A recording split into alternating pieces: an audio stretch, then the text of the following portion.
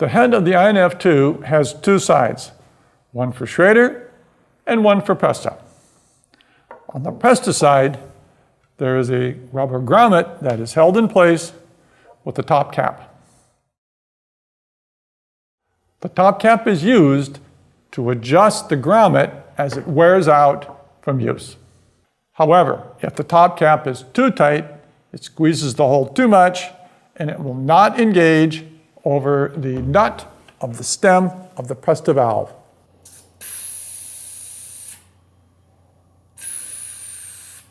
In this case, use an 8mm hex, loosen it 1/4, 1/8 turn slightly.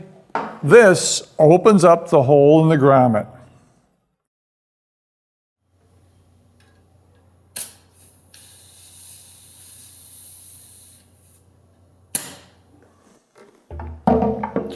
That is the top cap of the INF-2 Presta head. Thank you.